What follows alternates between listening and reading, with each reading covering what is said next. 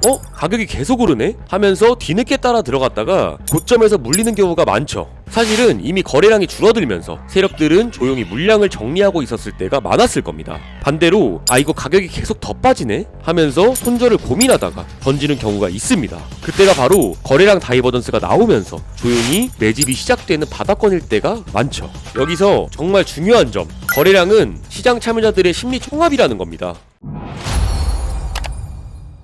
안녕하세요 여러분, 트레이드 에단입니다. 오늘은 거래량에 대해 확실히 공부하고 이해하는 시간 가져보도록 하겠습니다. 영상 시작 전 구독과 좋아요, 알람 설정까지 부탁드리겠습니다. 여러분은 차트 볼 때 뭘 가장 먼저 보시나요? 가격, 캔들 모양? 가격 차트만 보고 늘 답답하고 헷갈리셨을 겁니다. 왜냐고요? 가격은 누구나 의도적으로 움직일 수 있는 거고 때론 눈속임일 때도 많습니다. 하지만 딱 하나, 절대 속일 수 없는 시장의 진실이 있는데 바로 거래량이죠. 거래량은 수많은 투자자들이 진짜 심리와 움직임이 투명하게 반영된 결과거든요. 오늘은 이 거래량 속에 숨겨진 다이버전스라는 마법 같은 신호를 찾아내서 차트를 볼 때마다 이제 진짜 시장 심리가 보이는구나 하고 소름 돋게 만들어 드릴 겁니다. 거래량 다이버전스 어렵게 생각하지 마시고요. 이 영상 끝까지 보시면 여러분들도 전문가처럼 시장의 마음속을 꿰뚫어 보실 수 있게 될 겁니다. 자, 그럼 지금 바로 시작해 보도록 하겠습니다. 자, 그럼 도대체 거래량 다이버전스가 뭔지부터 아주 쉽게 설명해 드릴게요. 다이버전스는 간단히 말해서 가격의 방향과 특정 보조지표의 방향이 엇갈리는 현상을 의미합니다. 마치 서로 다른 길을 가는 것처럼요.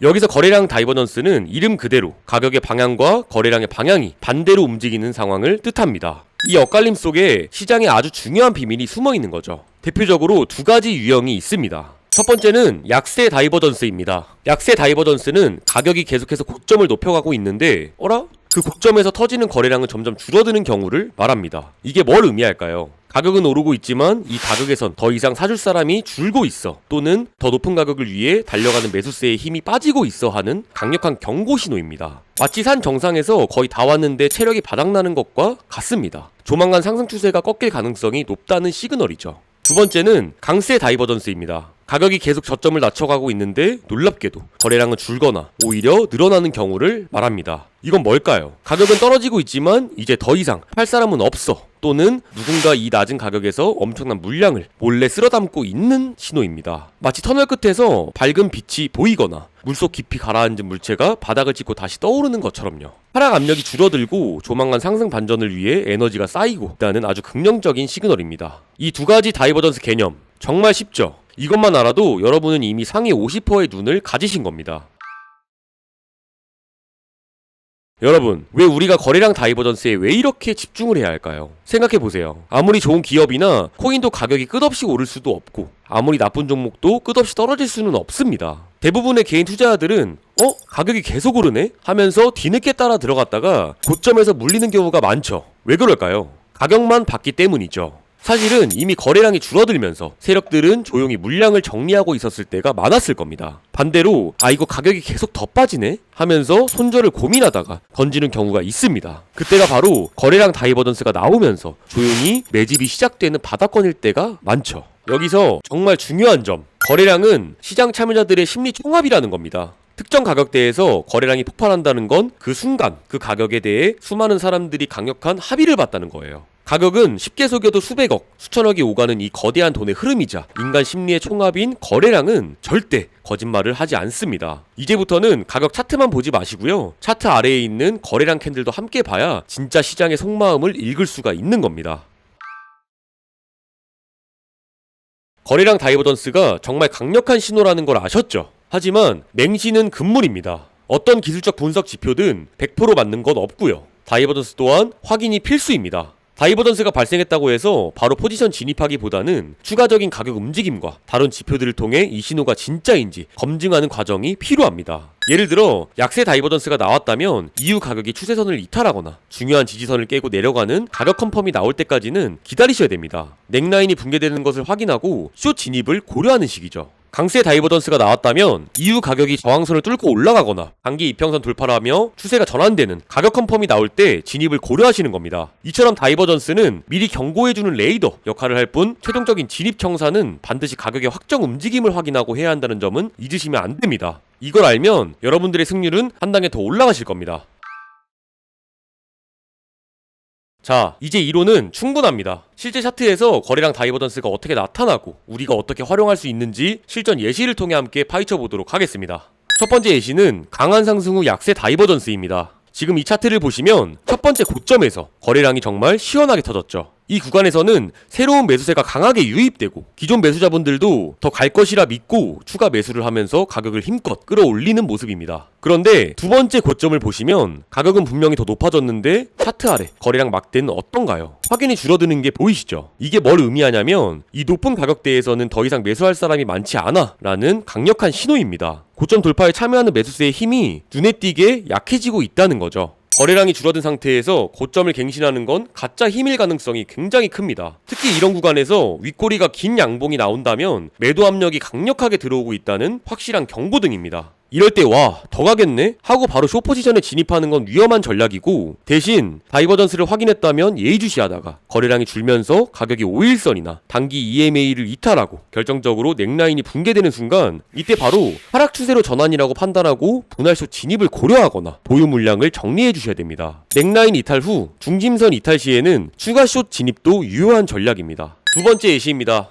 장기 하락 후 강세 다이버전스입니다. 이번 차트를 보시면 가격이 계속해서 저점을 낮추면서 하락이 길어지고 있죠. 이런 시기엔 정말 많은 개미 투자자분들이 지치고 희망을 잃게 됩니다. 그런데 마지막 하락 구간에서 뭘 발견하셨나요? 갑자기 거래량이 엄청나게 폭등하는 모습이 보이실 겁니다. 이건 바로 누군가 대규모로 물량을 받아내고 있다는 강력한 신호입니다. 주로 기관이나 거대한 고래들이 물량을 던지는 개미들로부터 저점 매집을 시작하는 순간이다 라고 생각해 주시면 될 것 같습니다. 여기서 중요한 건 거래량의 모양인데 단순히 한번 튀어오른 것이 아니라 바닥권에서 마치 계단처럼 거래량이 꾸준히 증가하는 모습을 보이면 신뢰도가 훨씬 높다라는 겁니다. 이런 바닥 다이버전스에서 확실한 상승 반전을 기대하려면 거래량 폭증, 장대 양봉, 그리고 이 양봉의 종가가 전날 고점 위에서 마감이라는 3박자가 동시에 나와야 확률이 높습니다. 거래량 폭증, 장대 양봉, 종가 위치 표시 이 조건이 맞아떨어지면 그 순간부터 최소 2-3일 이상 단기 반등이 이어지는 경우가 많습니다. 놓치지 말고 짧게라도 수익을 챙겨야 할 기회의 자리가 되는 거죠.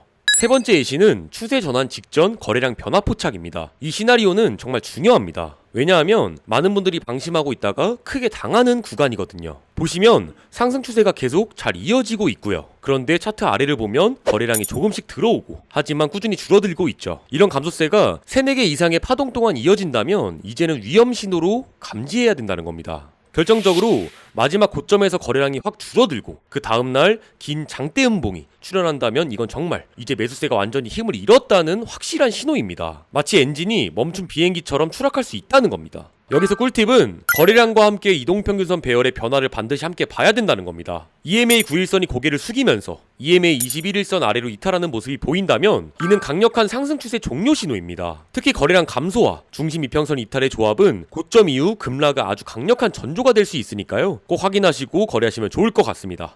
네 번째 예시는 횡보 구간 속 숨어있는 다이버전스입니다. 많은 투자자분들이 횡보 구간에는 가격이 크게 움직이지 않으니 별 볼 일 없다 생각하고 거래량 분석을 소홀히 하기 쉽거든요. 하지만 오히려 이 횡보 구간이야말로 조용한 다이버전스를 찾을 좋을 기회입니다. 세력들이 눈에 띄지 않게 준비하는 경우가 되게 많거든요. 예를 들어 박스권 상단을 뚫고 올라가려고 시도했는데 첫 번째 시도 때는 거래량이 폭발적으로 늘었어요. 그런데 두 번째 시도에선 오히려 거래량이 줄었습니다.